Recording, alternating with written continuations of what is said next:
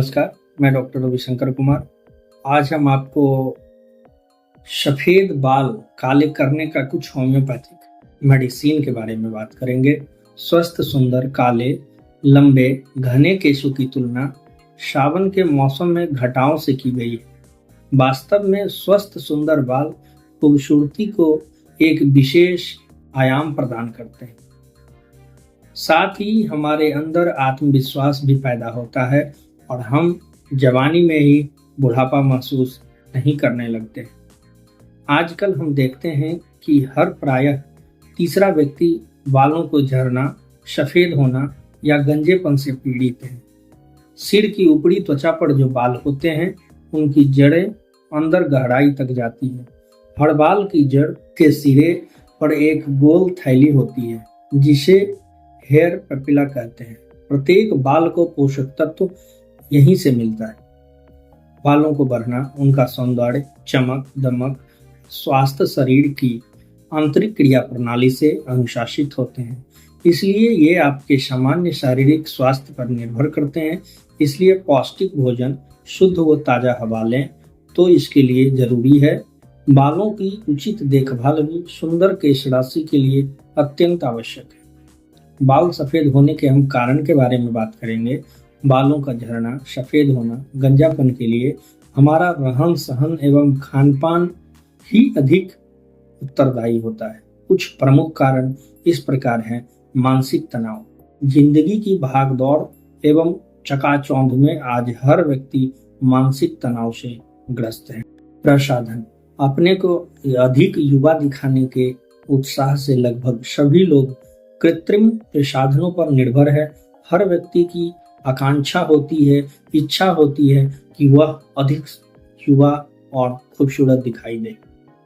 हम व्यायाम से अपने शरीर को चुस्त व आकर्षण बनाए रखने की कोशिश करते हैं और क्रीमों, फेशियल आदि से चेहरे को संवारते हैं।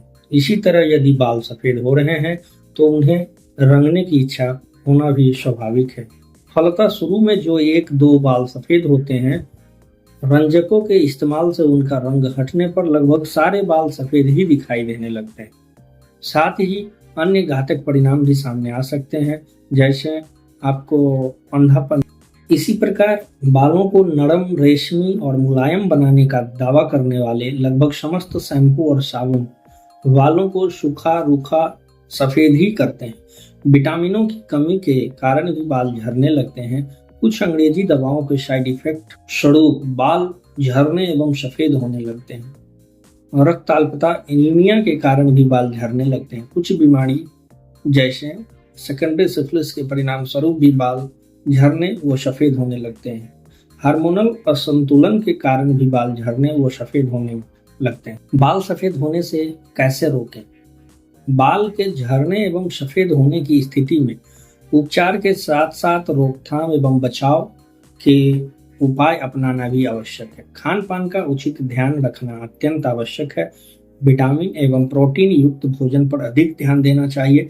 दूध, दही, हरी सब्जी, अंकुरित अनाज, सलाद आदि खूब खाना चाहिए। कृत्रिम रंजकों, डाई एवं शैम्पू, साबुन का इस्तेमाल नहीं करना चाहिए। बाल काले करने की वस्तु में मिले हुए अनेक पदार्थ से कोई भी एलर्जी एवं जलन पैदा कर सकता है। बाल धोने के लिए रात में आंवला, रीठा और सिकाकाई भिगो दे। सुबह कढ़ाई में इस मिश्रण को उबाल लें। ठंडा होने के बाद इसे कपड़े में छान लें, फिर बाल धोएं।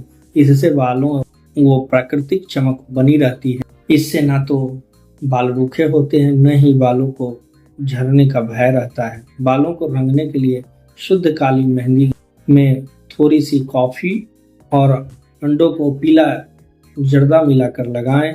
लगभग 1 घंटा लगा कर रहने दें, तब ऊपर बताए गए मिश्रण से बाल धो लें।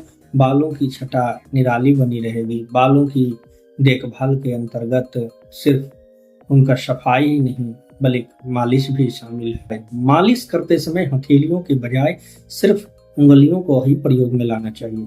उंगलियों की गति और लय भी इस प्रकार होनी चाहिए कि सिर की कंपन अंदर तक महसूस हो और मालिश करने के बाद आप हल्कापन और आराम महसूस करें।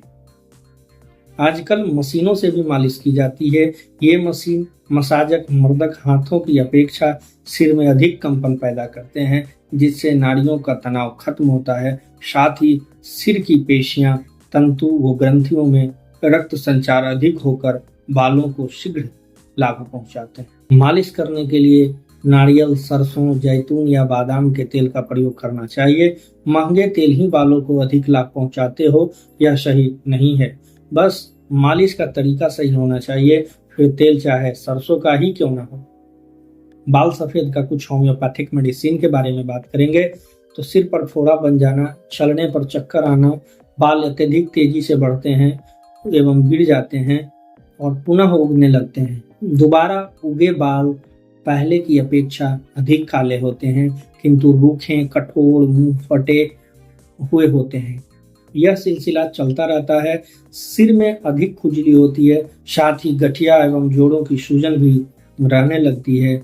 बिस्बिडेन 200 एक हफ्ते में एक दिन, एक बूंद सुबह, एक बूंद शाम प्रयोग करनी चाहिए। हाइड्रास्टिस अर्निका कैंथरीज सभी दवाओं के मदर टिंचर और हिपरसल्फ 200 शक्ति में एक ड्राम मात्रा में लेकर 200 ग्राम नारियल के तेल में मिला लें और बालों की जड़ों में उंगलियों से लगाएं। साथ ही एब्रोटेनस 30 में, लाइकोपोडियम 30 में और रोसमेरिनस 30 में एवं शियोनांथस 30 में खरीद लें। सभी दवाओं को 1-1 घंटे के अंतराल पर दिन में 2 बार आपको खाना है। लाइकोपोडियम कुछ दिन बाद बंद कर दें। जब तक फायदा ना हो दवा खाते रहें एवं लगाते रहें, बालों का झड़ना एवं गंजापन दूर हो जाएगा। जेबोरंडी, अर्निका, शियोनांथस एवं एब्रोटेनम दवाओं का मदर टिंचर 1-1 ड्राम मात्रा में लेकर 200 ग्राम नारियल तेल में मिलाकर बालों की जड़ों में उंगलियों से लगाएं। साथ ही सालिसिया दवा 12x शक्ति में प्रतिदिन 4-4 गोली दिन में 3 से 4 बार खाने से बाल खूब घने, लंबे और काले बने रहते हैं। इसे 6 महीना तक प्रयोग करें। सिर में फ्यास यानी रूसी हो, बाल असमय पकते हो, झड़ते हो तो निम्न मेडिसिन का आप उपयोग कर सकते हैं।